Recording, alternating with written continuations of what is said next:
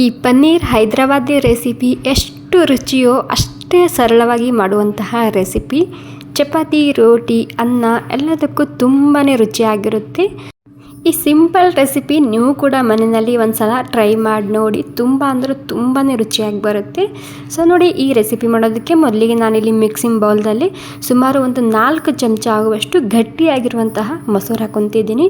ಇದಕ್ಕೆ ಸ್ವಲ್ಪನೇ ಗಟ್ಟಿಯಾಗಿ ಮೊಸರು ಬಳಸಿದರೆ ತುಂಬಾ ಸರಿಯಾಗಿ ಬರುತ್ತೆ ಈ ರೆಸಿಪಿ. ಇವಾಗ ಇದಕ್ಕೆ ಖಾರಕ್ಕೆ ಎಷ್ಟು ಬೇಕೋ ಅಷ್ಟು ರೆಡ್ ಖಾರದ ಪುಡಿ ಹಾಕ್ಕೊತಿದ್ದೀನಿ. ಮತ್ತು ಇದು ಧನಿಯಾ ಪೌಡರ್ ಅದ, ಮತ್ತು ಸ್ವಲ್ಪ ಅರಿಶಿಣ ಹಾಕ್ಕೊತಿದ್ದೀನಿ. ಮತ್ತು ಇದು ಜೀರಾ ಪೌಡರ್ ಹಾಕ್ಕೊತಿದ್ದೀನಿ ಸ್ವಲ್ಪನೇ. ಇದರಲ್ಲಿ ಎಲ್ಲ ಮಸಾಲ ನೀವು ರುಚಿಗೆ ತಕ್ಕಷ್ಟು ಹೆಚ್ಚು ಕಮ್ಮಿ ಮಾಡ್ಕೋಬೋದು. ಮತ್ತು ಸ್ವಲ್ಪನೇ ಗರಂ ಮಸಾಲ ಹಾಕ್ಕೊಂಡಿನಿ. ಇವಾಗ ಇದಕ್ಕೆ 1 ಚಮಚ ಕಸೂರಿ ಮೇಥಿ ಈ ರೀತಿ ಕೈಲಿಂದ ಕ್ರಷ್ ಮಾಡಿ ಹಾಕ್ಕೊತಿದ್ದೀನಿ. ಮತ್ತು ರುಚಿಗೆ ತಕ್ಕಷ್ಟು ಉಪ್ಪನ್ನ ಹಾಕ್ಕೊಂಡು ಎಲ್ಲನೂ ಸೇರಿಸಿ ಗಂಟಿಲ್ಲಾರ್ದಂಗೆ ಸ್ಮೂತಾಗಿ ಮಾಡ್ಕೋಬೇಕಾಗುತ್ತೆ ಈ ಪೇಸ್ಟ್. ಅಂದರೆ ಈ ಮೊಸರಿನಲ್ಲಿ ಗಂಟು ಇರಬಾರ್ದು, ಆ ರೀತಿ ಇದನ್ನು ಸ್ಮೂತಾಗಿ ಮಾಡ್ಕೋಬೇಕು. ನೋಡಿ, ಈ ರೀತಿ ಸ್ಮೂತಾಗಿ ಮಾಡ್ಕೊಂಡಾಗಿದೆ. ಇವಾಗ ಇಲ್ಲಿ ಒಂದು ಪ್ಯಾನ್ ಇಟ್ಕೊತಿದ್ದೀನಿ. ಪ್ಯಾನ್ನಲ್ಲಿ ಸ್ವಲ್ಪ ಎಣ್ಣೆ ಸೇರಿಸ್ತಿದ್ದೀನಿ. ಎಣ್ಣೆ ಸೇರಿಸ್ಕೊಂಡು ನಾನು ಒಂದು 1/4 kg ಆಗುವಷ್ಟು ಪನ್ನೀರ್ ತೊಗೊಂಡಿದ್ದೀನಿ. ನಾನಿದು ಪನ್ನೀರ ಮನೆಯಲ್ಲೇ ಮಾಡಿರೋದು. ಈ ರೆಸಿಪಿ ಬೇಕಿದ್ರೆ ಮುಂದಿನ ವೀಡಿಯೋದಲ್ಲಿ ತೋರಿಸ್ತೀನಿ. ಮತ್ತು ಈ ರೀತಿ ಉದ್ದುದ್ದಾಗಿ ಕಟ್ ಮಾಡ್ಕೋಬೇಕು. ಇವಾಗ ಈ ಪನ್ನೀರನ್ನ ನಾನು ಹಸಿ ವಾಸನೆ ಹೋಗೋ ತನಕ ಸ್ವಲ್ಪನೇ ಈ ರೀತಿ ಫ್ರೈ ಮಾಡ್ಕೊಂಡು ತೊಗೊತಿದ್ದೀನಿ. ಓಕೆ, ನೋಡಿ ಇಷ್ಟು ಕಲರ್ ಆದರೆ ಸಾಕಾಗುತ್ತೆ ಇಲ್ಲಿ. ಇವಾಗ ಇದೇನು ಮಾಡಬೇಕು, ಉಗುರು ಬೆಚ್ಚಗಿನ ನೀರಿನಲ್ಲಿ ಹಾಕಿಡಬೇಕು. ಈ ರೀತಿ ಉಗುರು ಬೆಚ್ಚಗಿನ ನೀರಿನಲ್ಲಿ ಹಾಕಿ ಇಡೋದ್ರಿಂದ ಸಾಫ್ಟಾಗಿ ಇರುತ್ತೆ ಪನ್ನೀರ್. ಇವಾಗ ಇದೇ ಪ್ಯಾನ್ನಲ್ಲಿ ಸ್ವಲ್ಪ ಎಣ್ಣೆ ಉಳ್ಕೊಂಡಿದೆ, ಅದರಲ್ಲೇ ಜೀರಿಗೆ ಮತ್ತು ಒಂದು ಸ್ವಲ್ಪನೇ ಹಿಂಗೆ ಹಾಕ್ಕೊತಿದ್ದೀನಿ. ಮತ್ತು ಒಂದು ಪಲಾವ್ ಎಲೆ, ಮತ್ತು ಒಂದು ಸ್ವಲ್ಪನೇ ದಾಲ್ಚಿನ್ನಿ, ಮತ್ತು ಒಂದು 2 ಲವಂಗ, ಒಂದು 4 ಕರಿ ಮೆಣಸು ಹಾಕ್ಕೊತಿದ್ದೀನಿ. ಇವಾಗ ಎಲ್ಲನೂ ಹಾಗೆಯೇ ಸ್ವಲ್ಪನೇ ಹಸಿ ವಾಸನೆ ಹೋಗೋ ತನಕ ಹುರ್ಕೋಬೇಕಾಗುತ್ತೆ. ಓಕೆ, ಸ್ವಲ್ಪ ಹಸಿ ವಾಸನೆ ಹೋಗೋ ತನಕ ಹುರ್ಕೊಂಡಾದ್ಮೇಲೆ ಸ್ವಲ್ಪ ಹಸಿ ಶುಂಠಿ, ಮತ್ತು 1 ಮೆಣಸಿನ್ಕಾಯಿ, ಮತ್ತು 1 ಗಡ್ಡೆ ಆಗುವಷ್ಟು ಬೆಳ್ಳುಳ್ಳಿ ಹಾಕ್ಕೊತಿದ್ದೀನಿ. ಇವಾಗ ಎಲ್ಲನೂ ಸೇರಿಸಿ ಮತ್ತೆ ಒಂದು ಸ್ವಲ್ಪನೇ ಹುರ್ಕೋಬೇಕಾಗುತ್ತೆ. ಒಂದು 3 ಈರುಳ್ಳಿ ಹಾಕ್ಕೊಂಡಿನಿ. ಇವಾಗ 3 ಈರುಳ್ಳಿ ಹಾಕಿ ಹಸಿ ವಾಸನೆ ಹೋಗೋ ತನಕ ಹುರ್ಕೋಬೇಕಾಗುತ್ತೆ ಈರುಳ್ಳಿ. ಇವಾಗ ಇದಕ್ಕೆ ಹಸಿ ವಾಸನೆ ಹೋದ್ಮೇಲೆ 1 ಟೊಮೆಟೊನ ಸೇರಿಸ್ಕೊಂಡು ಮತ್ತೆ ಒಂದು ಸ್ವಲ್ಪನೇ ಹುರ್ಕೊಂಡಿನಿ. ಇವಾಗ ಇದೆಲ್ಲ ಸೇರಿಸಿ ಮಿಕ್ಸಿಯಲ್ಲಿ ಹಾಕ್ಕೊತಿದ್ದೀನಿ. ತುಂಬ ಬಿಸಿಯಾಗಿದೆ, ಸ್ವಲ್ಪ ತಣ್ಣಗಾಗಬೇಕಿದು. ಓಕೆ, ಎಲ್ಲ ಸೇರಿಸಿ ಮಿಕ್ಸಿಯಲ್ಲಿ ಸೇರಿಸ್ತಿದ್ದೀನಿ. ಇದರಲ್ಲಿ ಟೊಮೆಟೊನ ಸ್ಕಿಪ್ ಕೂಡ ಮಾಡ್ಬೋದು. ಹಾಕೋದಿತ್ತಂದರೆ 1 ಟೊಮೆಟೊನ ಹಾಕ್ಕೊಳ್ಳಿ ಮಾತ್ರ. ಇವಾಗ ಇದಕ್ಕೆ ಫ್ರೆಶ್ ಆಗಿರುವಂತಹ ಕೊತ್ತಂಬರಿ ಸೊಪ್ಪು ಹಾಕ್ಕೊತಿದ್ದೀನಿ. 1 ಕಪ್ ಆಗುವಷ್ಟು, ಒಂದು ಅರ್ಧ ಕಪ್ ಆಗುವಷ್ಟು ಪುದೀನ ಸೊಪ್ಪು ಹಾಕ್ಕೊತಿದ್ದೀನಿ.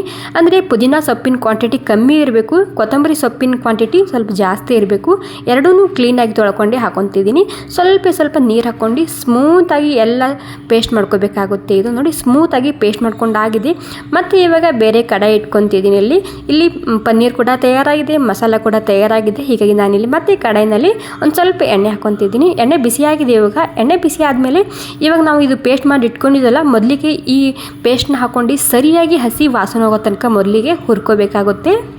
ಇದರಲ್ಲಿ ಕೊತ್ತಂಬರಿ ಸೊಪ್ಪಿನ ಕ್ವಾಂಟಿಟಿ ಸ್ವಲ್ಪ ಜಾಸ್ತಿ ಇರಬೇಕು, ಪುದೀನ ಸೊಪ್ಪಿನ ಕ್ವಾಂಟಿಟಿ ಸ್ವಲ್ಪ ಕಮ್ಮಿನೇ ಹಾಕ್ಕೊಳ್ಳಿ, ಜಾಸ್ತಿ ಸ್ಟ್ರಾಂಗ್ ಆಗುತ್ತೆ ಅದು. ಸ್ವಲ್ಪ ಮಿಕ್ಸಿ ಜಾರ್ ತೊಳ್ಕೊಂಡು ನೀರು ಹಾಕ್ಕೊತಿದ್ದೀನಿ. ಈ ಸ್ಟೇಜ್ನಲ್ಲಿ ಜಾಸ್ತಿ ನೀರು ಹಾಕೋಬಾರ್ದು, ಸ್ವಲ್ಪ ಹಾಕ್ಕೊಂಡು ನಾನು ಮಿಕ್ಸಿ ತೊಳ್ಕೊಂಡು ಇವಾಗ ಎಲ್ಲ ಸೇರಿಸಿ ಪೂರ್ತಿಯಾಗಿ ಎಣ್ಣೆ ಸಪ್ರೇಟ್ ಆಗಬೇಕು. ಹೀಗಾಗಿ ಇದಕ್ಕೆ ಮಿಕ್ಸ್ ಮಾಡ್ಕೊತ ಒಂದು 3-4 ನಿಮಿಷ ಹಾಗೆಯೇ ಇದನ್ನು ಹುರ್ಕೊಂಡು ತೊಗೋಬೇಕಾಗುತ್ತೆ. ಓಕೆ, ಸ್ಲೋ ಗ್ಯಾಸ್ನಲ್ಲಿ ಒಂದು 3 ನಿಮಿಷ ಆಗೋ ತನಕ ಮುಚ್ಚಿಟ್ಟಿದ್ದ. ನೀವು ನೋಡ್ತಿರ್ಬೋದು ಪೂರ್ತಿಯಾಗಿ ಎಣ್ಣೆ ರಿಲೀಸ್ ಮಾಡಿದೆ ಮಸಾಲ. ಇವಾಗ ಇದರಲ್ಲಿ ಈ ಮೊಸರಿನಲ್ಲಿ ಎಲ್ಲ ಮಸಾಲ ಮಿಕ್ಸ್ ಮಾಡಿ ಇಟ್ಕೊಂಡಿದ್ದಲ್ಲ ಅದನ್ನು ಹಾಕ್ಕೊತಿದ್ದೀನಿ. ಇದು ಕೂಡ ಅಷ್ಟೇ ಹಾಕ್ಕೊಂಡು ಎಲ್ಲ ಸೇರಿಸಿ ಸರಿಯಾಗಿ ಮಿಕ್ಸ್ ಮಾಡ್ಕೋಬೇಕಾಗುತ್ತೆ. ಈ ಮೊಸರು ಇರುತ್ತೆ ಅಲ್ವಾ, ಹೀಗಾಗಿ ಗ್ಯಾಸ ಸ್ಲೋ ಮಾಡಿಕೊಂಡೆ ಈ ಮೊಸರನ್ನ ಹಾಕ್ಕೊಳ್ಳಿ. ಮತ್ತು ಒಂದು ಕುದಿ ಬರೋತನ ಹಾಗೆಯೇ ಮಿಕ್ಸ್ ಮಾಡ್ಕೊತಾ ಇರಬೇಕಾಗುತ್ತೆ. ಇವಾಗ ನೋಡಿ ಕುದಿ ಬಂದಿದೆ. ಕುದಿ ಬಂದಾದಮೇಲೆ ಮತ್ತೆ ಇದಕ್ಕೆ ಒಂದು 3 ನಿಮಿಷ ಸ್ಲೋ ಗ್ಯಾಸ್ನಲ್ಲಿ ಮುಚ್ಚಿಡ್ತಿದ್ದೀನಿ. ಓಕೆ, ನೋಡಿ ಟೋಟಲಿ ಒಂದು 3 ನಿಮಿಷ ಆಗಿದೆ. ಇವಾಗ ಮೊಸರು ಹಾಕಿ ಪೂರ್ತಿಯಾಗಿ ಎಣ್ಣೆ ಕೂಡ ರಿಲೀಸ್ ಆಗಿದೆ. ಮಸಾಲ ನೋಡ್ತಿರ್ಬೋದು ನೀವು. ಇಲ್ಲಿ ಮಸಾಲ ಎಷ್ಟು ಸರಿಯಾಗಿ ಹುರ್ಕೋತಿರಲ್ಲ ಅಷ್ಟು ರುಚಿಯಾಗಿ ಬರುತ್ತೆ ಈ ರೆಸಿಪಿ. ಇವಾಗ ಪೂರ್ತಿ ಎಣ್ಣೆ ಸಪ್ರೇಟ್ ಆದಮೇಲೆ ಇದಕ್ಕೆ ಒಂದು 3 ಚಮಚ ಹಾಲಿನ ಮೇಲಿನ ಕೆನೆ ಹಾಕ್ಕೊತಿದ್ದೀನಿ. ಅಂದರೆ ನಾವು ಹಾಲು ಕಾಸಿದಾಗ ಮೇಲೆ ಕೆನೆ ಬರುತ್ತೆ ಅಲ್ವಾ, ಅದೇ ಕೆನೆನೇ ನಾನಿಲ್ಲಿ ಹಾಕ್ಕೊತಿದ್ದೀನಿ. ಒಂದು ವೇಳೆ ಈ ಕೆನೆ ಇಲ್ಲ ಅಂದರೆ ನೀವಿಲ್ಲಿ ಅಮೂಲ್ ಫ್ರೆಶ್ ಕ್ರೀಮ್ ಬರುತ್ತೆ ಅಲ್ವಾ, ಅದು ಕೂಡ ಹಾಕೋಬೋದು, ಒಂದು 3 ಚಮಚ ಆಗುವಷ್ಟು. ಇವಾಗ ಕೆನೆ ಹಾಕಿದ ಮೇಲೆ ಸರಿಯಾಗಿ ಗ್ರೇವಿ ಜೊತೆ ಮಿಕ್ಸ್ ಮಾಡ್ಕೊತಿದ್ದೀನಿ. ಮಿಕ್ಸ್ ಮಾಡ್ಕೊಂಡು ಆದಮೇಲೆ ಇವಾಗ ನಾವು ಬಿಸಿನೀರಲ್ಲಿ ಪನ್ನೀರ್ ಇಟ್ಟಿದ್ವಲ್ಲ ಹುರ್ಕೊಂಡು ಅದನ್ನು ಸೇರಿಸ್ತಿದ್ದೀನಿ. ಈ ರೀತಿ ಬಿಸಿನೀರಲ್ಲೇ ಇಡಿ. ಬಿಸಿನೀರಲ್ಲಿ ಇಟ್ಟಿದ್ರೆ ಪನ್ನೀರು ತುಂಬಾ ಸಾಫ್ಟಾಗಿ ಇರುತ್ತೆ, ಹಾರ್ಡಾಗಿ ಬರೋದಿಲ್ಲ. ಇವಾಗ ಪನ್ನೀರು ಮತ್ತು ಹಾಲಿನ ಮೇಲಿನ ಕೆನೆ ಹಾಕಿದ ಮೇಲೆ ಎಲ್ಲನೂ ಸರಿಯಾಗಿ ಮಿಕ್ಸ್ ಮಾಡ್ಕೊಳ್ಳಿ. ನಿಮಗೆ ಗ್ರೇವಿ ಗಟ್ಟಿ ಅನಿಸ್ತಿದ್ದರೆ ಇಲ್ಲಿ ಸ್ವಲ್ಪ ಬಿಸಿನೀರು ಹಾಕ್ಕೊಂಡು ಅಡ್ಜಸ್ಟ್ ಮಾಡ್ಕೋಬೋದು. ಇವಾಗ ಎಲ್ಲ ಉಪಕಾರ ಹೇರ್ಕೋಬೇಕಲ್ವಾ ಪನ್ನೀರ, ಹೀಗಾಗಿ ಮತ್ತೆ ಇದನ್ನು ಮಿಕ್ಸ್ ಮಾಡ್ಕೊಂಡು ಮುಚ್ಚಿಡ್ತಿದ್ದೀನಿ ಸುಮಾರು ಒಂದು 3-4 ನಿಮಿಷ ಆಗೋ ತನಕ. ವಾವ್, ನೋಡಿ ಎಷ್ಟು ಸರಿಯಾಗಿ ಎಣ್ಣೆ ಸಪ್ರೇಟ್ ಆಗಿದೆ. ನೀವು ನೋಡ್ತಿರ್ಬೋದು, ಗಟ್ಟಿಯಾಗಿರುವಂತಹ ಮೊಸರು ಹಾಕಿದರೆ ಇದೇ ರೀತಿ ಗ್ರೇವಿ ಬರುತ್ತೆ. ಸೊ ನೋಡಿ ಎಷ್ಟು ಸರಿಯಾಗಿ ಕಾಣ್ತಿದೆ ಅಲ್ವಾ, ಹೋಟೆಲ್ ರೀತಿಯಲ್ಲೇ ಬಂದಿದೆ ಇದು. ಸೊ ಈ ವಿಧಾನದಲ್ಲಿ ಒಂದು ಸ್ವಲ್ಪ ಖಂಡಿತ ಟ್ರೈ ಮಾಡಿ ನೋಡಿ. ಸ್ವಲ್ಪ ಹಸಿ ಕೊತ್ತಂಬರಿ ಸೊಪ್ಪು ಮತ್ತು 1 ಚಮಚ ಇಲ್ಲಿ ಕಸೂರಿ ಮೇಥಿ ಹಾಕೊತಿದ್ದೀನಿ. ಬೇಕಿದ್ರೆ ಸ್ವಲ್ಪ ನೀವು ಇಲ್ಲಿ ಗರಂ ಮಸಾಲ ಕೂಡ ಹಾಕೋಬೋದು. ಇವಾಗ ನೋಡಿ ನಮ್ಮ ಪನ್ನೀರ್ ಹೈದರಾಬಾದಿ ರೆಸಿಪಿ ತಯಾರಾಗಿದೆ. ಎಷ್ಟು ಸರಳವಾಗಿ ಮಾಡ್ಕೋಬೋದಲ್ವಾ, ಈ ವಿಧಾನದಲ್ಲಿ ಟ್ರೈ ಮಾಡಿ ನೋಡಿ. ನಾನಿದು ತಂದೂರಿ ರೋಟಿ ಮಾಡಿದ್ದೀನಿ, ಅದ್ರ ಜೊತೆ ಮಾಡಿದ್ದೀನಿ. ನೀವು ಇದು ಚಪಾತಿ, ರೋಟಿ, ನಾರ್ಮಲ್ ಜೋಳದ ರೊಟ್ಟಿ ಕೂಡ ಇದ್ರ ಜೊತೆ ತಿನ್ಬೋದು. ಅದು ಬಿಸಿ ಅನ್ನಕ್ಕೆ ಮೇಲೆ ಹಾಕೊಂಡು ತಿನ್ಬೋದು. ಏನಾದರೂ ಕನ್ಫ್ಯೂಷನ್ ಇದ್ದರೆ ನೀವು ಕಮೆಂಟ್ ಮಾಡಿ ಕೇಳ್ಬೋದು. ಮತ್ತು ಈ ರೆಸಿಪಿ ಸ್ವಲ್ಪನಾದರೂ ಇಷ್ಟ ಆಗಿದರೆ ಒಂದು ಲೈಕ್ ಮಾಡಿ. ಥ್ಯಾಂಕ್ ಯು ಸೋ ಮಚ್ ಎಲ್ರಿಗೂ.